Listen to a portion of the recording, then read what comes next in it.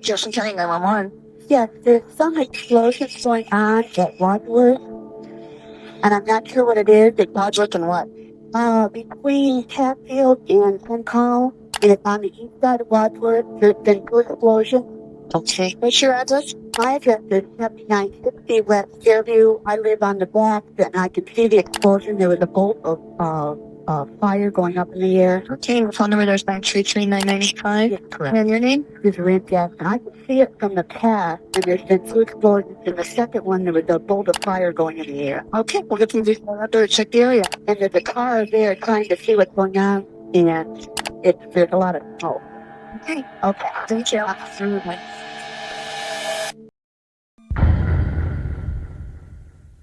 Existem alguns temas que nós não podemos falar muito aqui no YouTube, principalmente temas sensíveis como esses. Mas eu vou ser diferente. Hoje eu vou apresentar para vocês algumas pontas soltas sobre Columbine que eu nunca vi ninguém comentando aqui no YouTube. Meu objetivo é encontrar uma resposta para elas. Então, vamos para a investigação.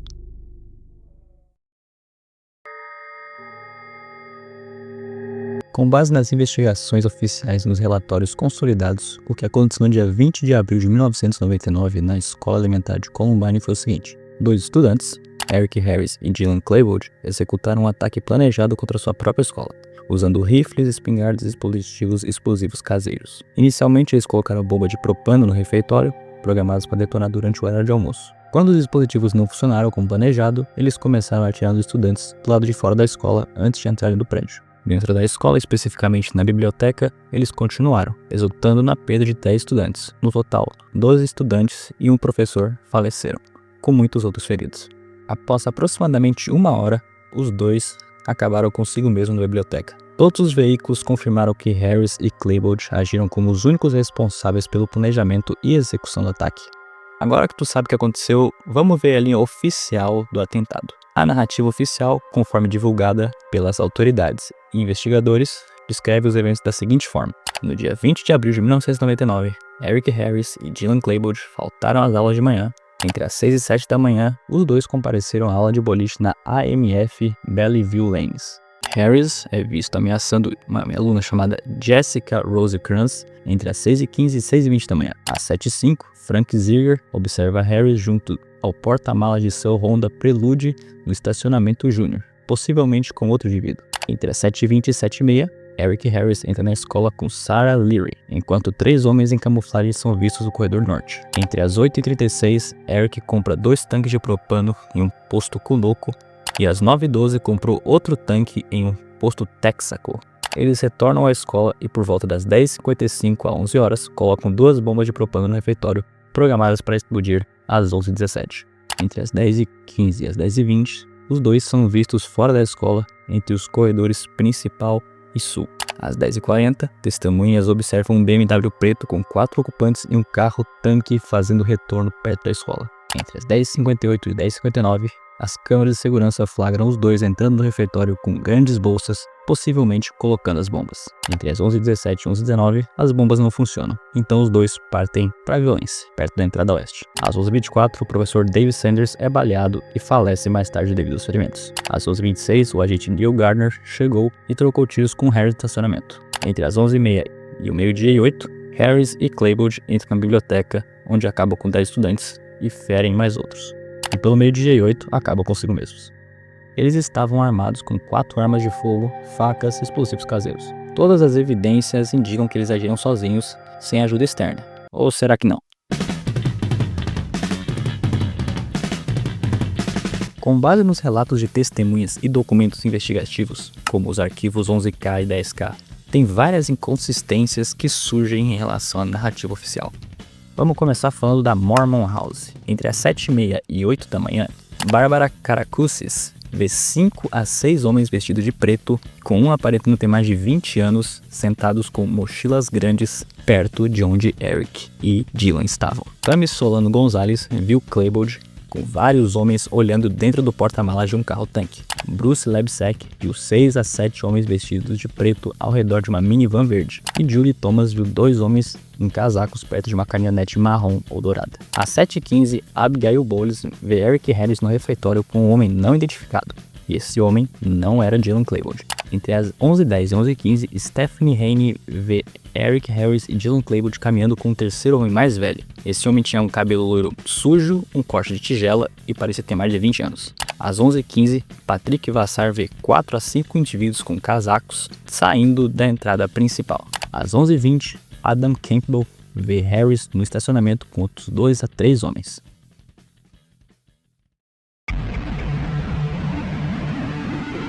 De acordo com a CNN e outras fontes midiáticas, Eric Harris teria acessado uma sala de chat da American Online às 8h41 da manhã de seu computador doméstico e postado as seguintes informações. Nome de membro, Eric Harris. Hobbies, hoje é meu último dia na Terra. Computadores, esteja preparado. Esse conteúdo foi descrito como atualização de perfil ou uma mensagem em uma sala de chat, mas o formato se assemelha mais a um perfil de usuário da American Online na época, onde os membros podiam incluir detalhes pessoais em seções como hobbies e computadores. Mas aí que vem o problema com essa confirmação. Não tem nenhuma documentação oficial sobre isso, já que esse post nunca foi comprovado por registros da American Online ou incluído em documentos oficiais do caso. A fonte primária é a CNN, que não divulgou como obteve essa informação. E não tem evidência física, não tem capturas de tela, logs de chat ou nenhum registro de IP que comprovam que o Eric Harris fez essa postagem nesse horário específico. Em investigações de crime, esse tipo de evidência digital seria crucial, mas ele nunca foi apresentado. Ou seja, é fisicamente impossível que isso tenha acontecido, pelos seguintes motivos. Às 8h36 da manhã, Eric Harris comprou 2 tanques de propano em um Conoco em West Sheffield. Os recibos oficiais confirmam isso. Harris precisou pagar ao funcionário Stan Gall para abrir o cadeado da gaiola de propano e carregar os tanques até o seu carro. E isso levaria pelo menos de 3 a 5 minutos. O Conoco fica a 3 minutos de carro da casa do Harris, com base nos mapas e testemunhos. Então, mesmo que ele fosse direto para casa, ele chegaria por volta das 8h40 da manhã. Sem contar que, naquela época, a internet era discada. Então, o Harris teria que estacionar o carro, entrar em casa, ligar o computador, o que ia levar vários minutos, conectar-se à American Online via modem discado, só o login levaria tipo uns 2 minutos, dependendo da conexão, e navegar até uma sala de chat, digitar essa mensagem e postar. Então, mesmo sob condições ideais, é impossível que o Harris tenha feito tudo isso às 8h41 da manhã. Se ele foi direto para casa, o post só pode ter ocorrido com tudo alinhado depois das 8h45 no mínimo.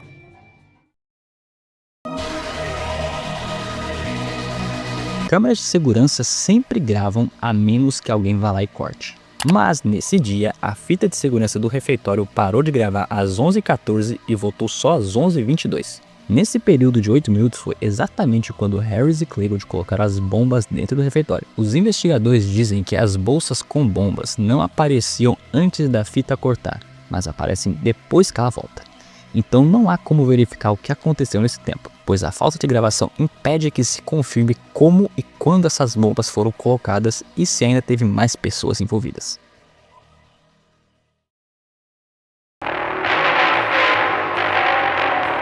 Eric Harris comprou 3 tanques de propano na manhã do ataque, 2 às 8h36 e 1 às 9h12 da manhã. Mas qual que é o problema? O problema é o seguinte, os tanques que foram encontrados no refeitório depois do ataque tinham ferrugem, o que indica que eles eram velhos.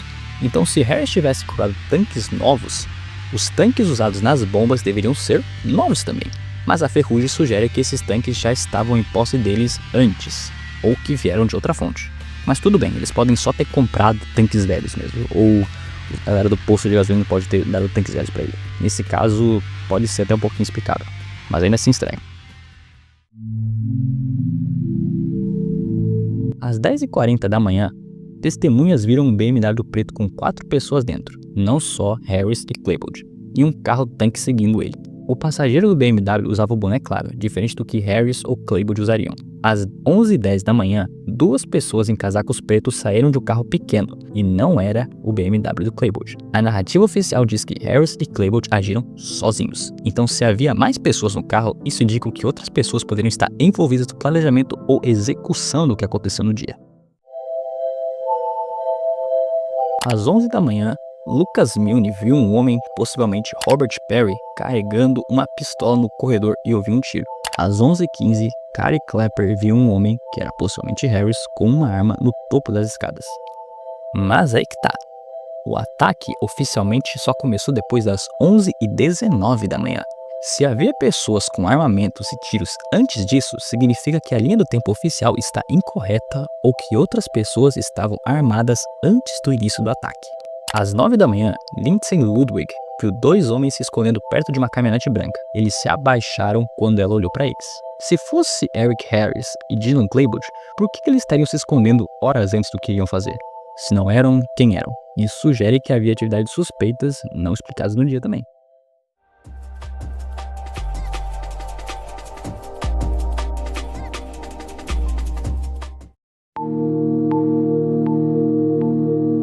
Aqui tem uma lista de todo mundo que faleceu no dia.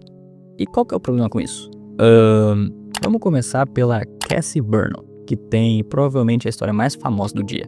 Inicialmente circulou a história que Cassie foi perguntada se acreditava em Deus e foi executada por dizer sim. Mas aí que tá. Essa conversa ela realmente aconteceu, mas foi com outra pessoa chamada Valen Schnur, que já havia sido baleada 2 vezes.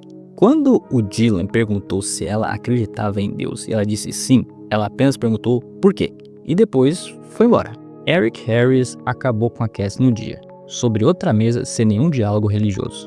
Essa história incorreta inspirou um livro chamado She Said Yes, e se tornou um símbolo religioso.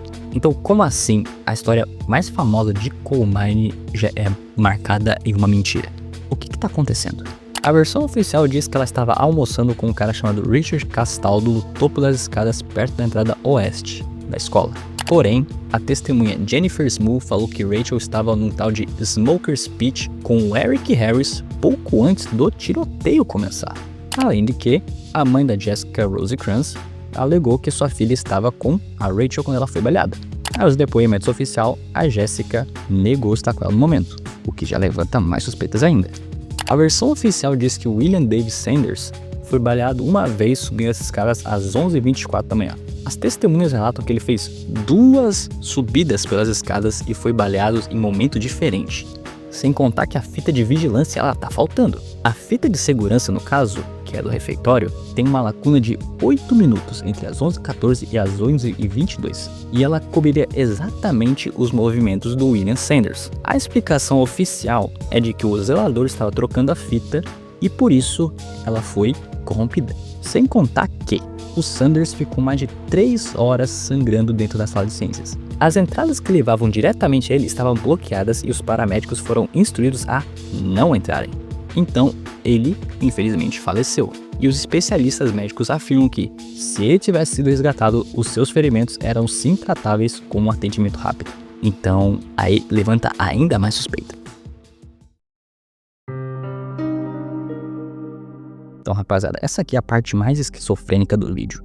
Isso aqui foi baseado em um documentário que eu peguei da internet gringa, e isso aqui tem muita cara de tá incompleto. Então pegue tudo que eu vou falar nessa parte aqui em específico com uma pitada de sal, porque pode sim estar errado, ao mesmo tempo que pode estar certo. O que eu recomendo, vejam vocês mesmos. Esse aqui foi a parte que eu encontrei, então eu vou falar pra vocês.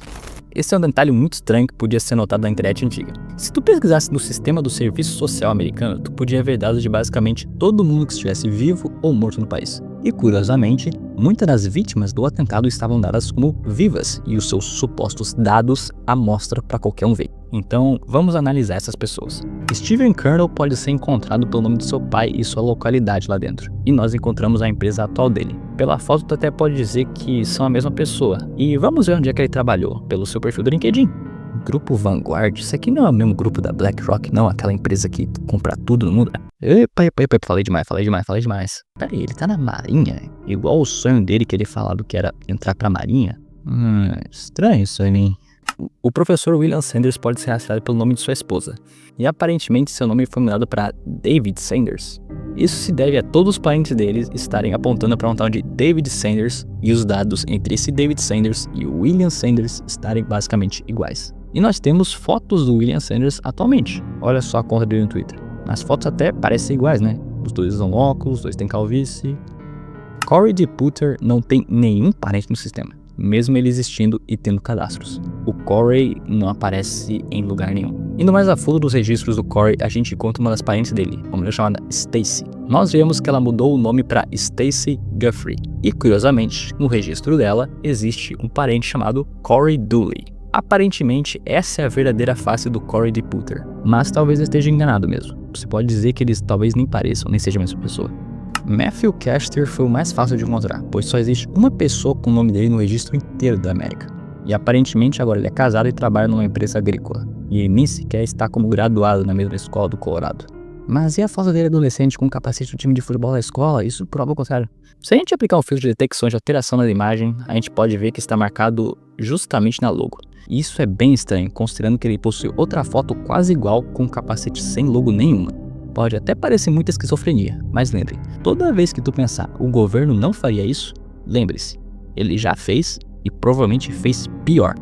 Rachel Scott tinha um perfil no LinkedIn onde ela lista seu tempo como massageadora, modelo e como atriz.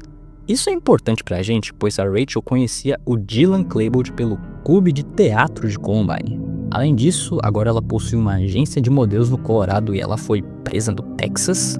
Sem contar que a gente pode achar a conta antiga dela no Twitter, onde se a gente comparar as selfies da conta com as fotos da Rachel Scott em 1999, dá pra dizer que parecem sim a mesma pessoa. Olha só, até o formato do nariz é parecido.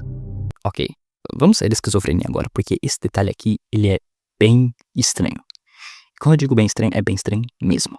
Uma das fotos da Rachel após o incidente mostra ela numa ambulância com um homem. Esse é o agente especial do FBI, Dwayne Fusilier, um dos 3 investigadores-chefe do que aconteceu no dia.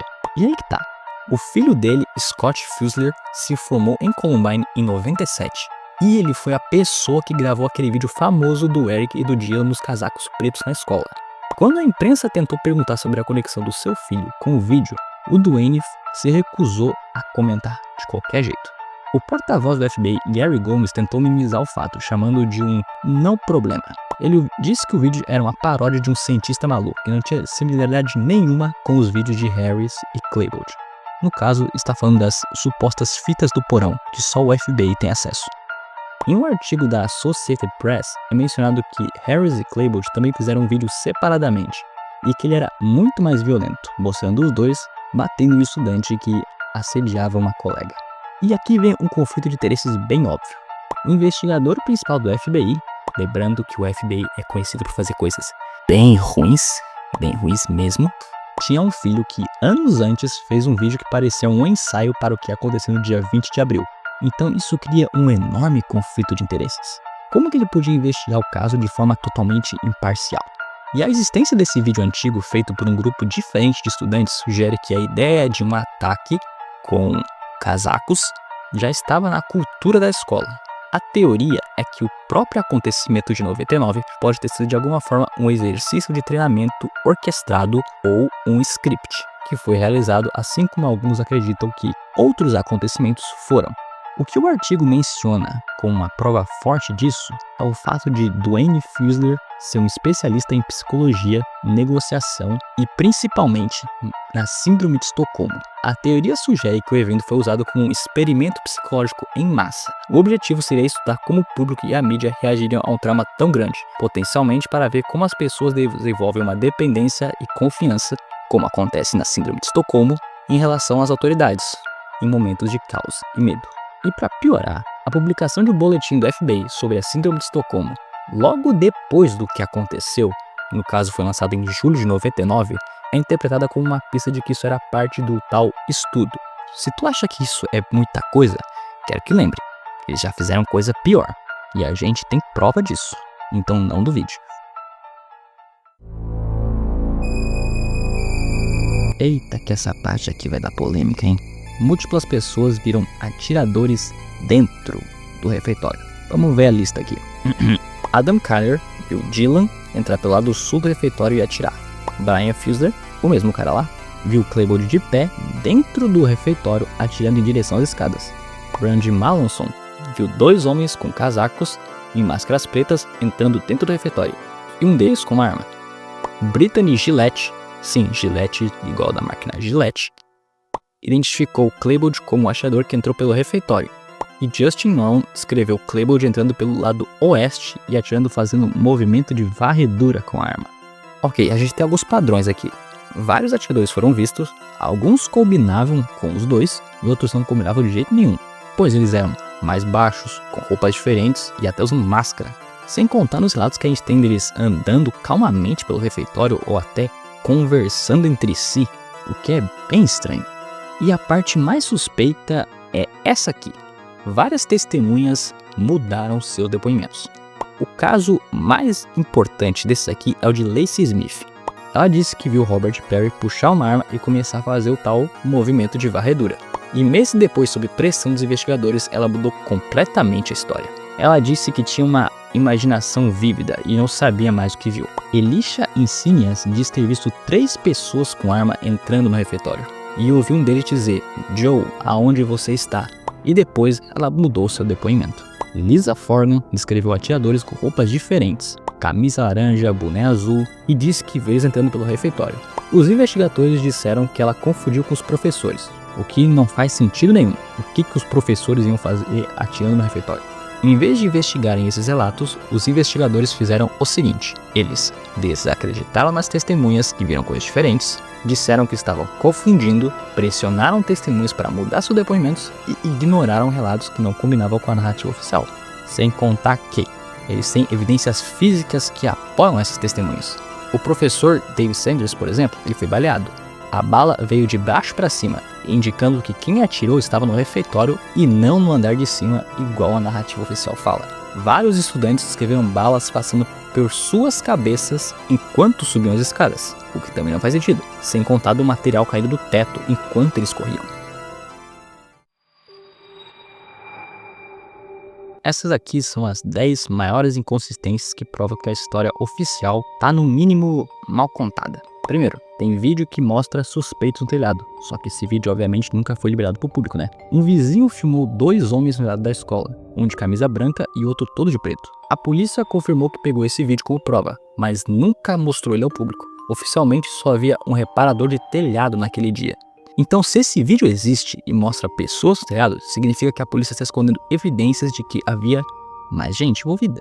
Segundo, Dylan Klebold estava na casa do amigo Nate Dyckman na manhã do ataque. Várias testemunhas viram Dylan Klebold na casa de Nate na manhã do ataque, o que contaria completamente a história e o depoimento oficial do Nate. Tá, e quem falou isso? Bom, o vizinho viu o carro do Dylan na garagem do Nate às 7h30 da manhã. Nate foi visto saindo da escola e voltando antes do tiroteio. Terceiro, policial com tiros vindo no arbusto. Uma policial chamada Brobski viu e ouviu tiros vindos de trás de um arbusto do lado oeste da escola. Ela prendeu um homem armado com um rifle e uma faca, mas depois a polícia disse que a arma era apenas um rifle de pressão.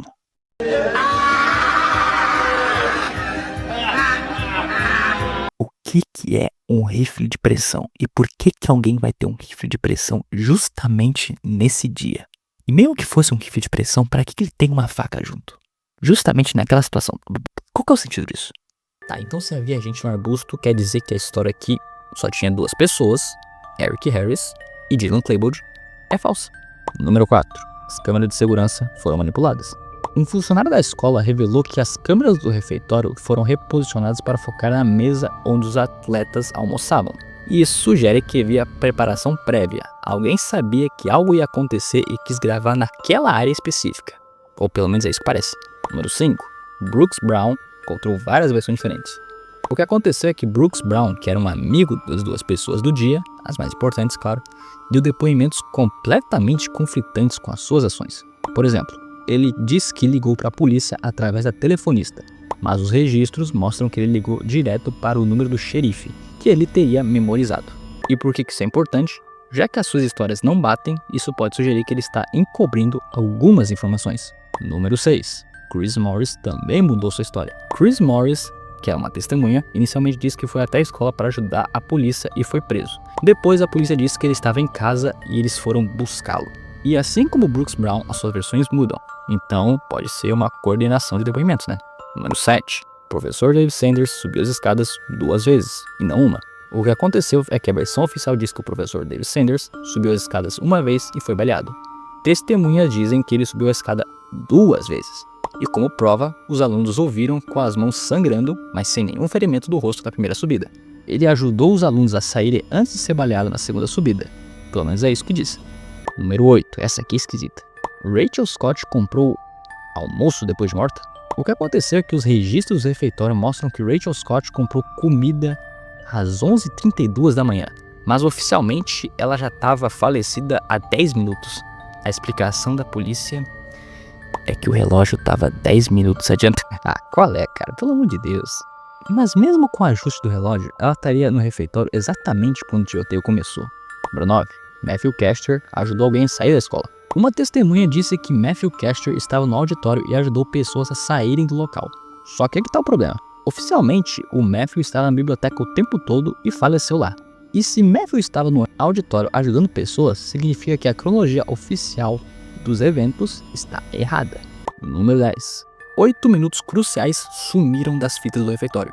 A explicação oficial é a seguinte: o zelador demorou para trocar a fita.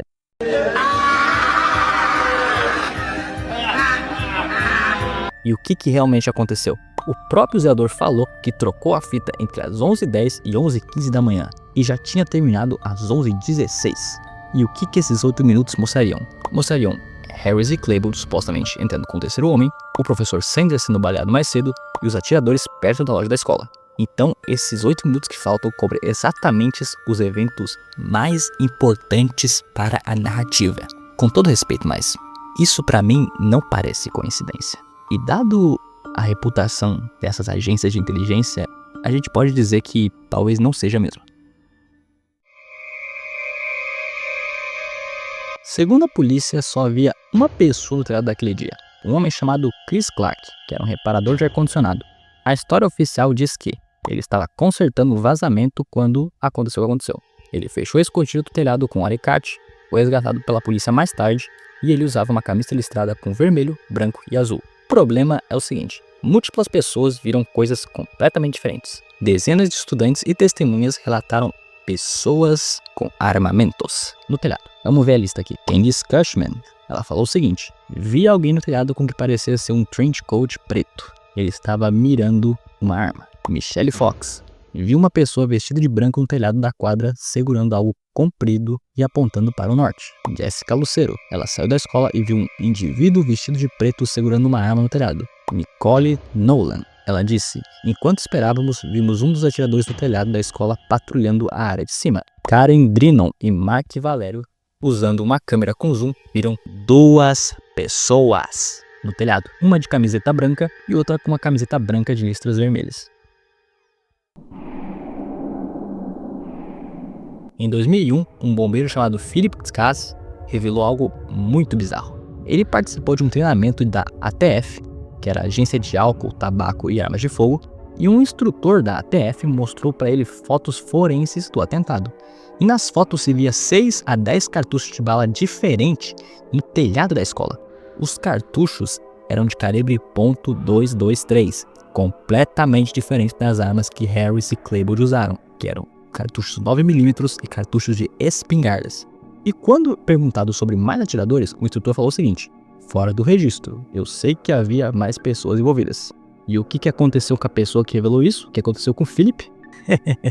Aconteceu o seguinte: ele foi preso pouco antes de revelar essa informação, acusaram ele de fazer ameaças de bomba pela internet e encontraram armas legais em sua casa. Lembrando, legais, não era nada ilegal. Será que o mesmo vai acontecer comigo, hein? Será que eles vão me pegar aqui em Chapadão do Pau Terra, Minas Gerais? Segundo a história oficial da polícia, apenas uma máscara foi encontrada como prova. Uma máscara verde de esqui, junto com luvas pretas, perto do casaco de Eric Harris. No entanto, dezenas de testemunhas, estudantes e outros presentes relataram ter visto múltiplos atiradores usando máscaras em lugares diferentes e em momentos diferentes durante o acontecimento. De fora da escola, as testemunhas também falaram que viram atiradores com máscaras. Então, se Dylan estava usando uma máscara, como ela acabou perto do casaco do Eric? E por que só uma foi encontrada? Alguns depoimentos mencionam 2 ou mais indivíduos com máscaras simultaneamente, o que sugere que pode haver mais máscara ou até mais pessoas. Por exemplo, uma testemunha disse que viu na biblioteca 2 atiradores com máscara. As luvas pretas e grossas encontradas com a máscara são do tipo usadas para evitar impressões digitais. Mas os atiradores eles sabiam que iam acabar consigo mesmos, e eles nem se importavam com isso. Além disso, Luvas assim dificultariam o manuseio das próprias armas, como uma espingarda. Então, por que o Eric usaria luvas que iriam atrapalhar sua capacidade de fazer o que ele ia fazer? Por quê? E se Dylan usou a máscara na cafeteria, como ela foi parar fora da escola e perto do Eric? Dylan não voltou para fora após entrar na escola. Mum, this tastes different. Did you put anything different in? I put a bit of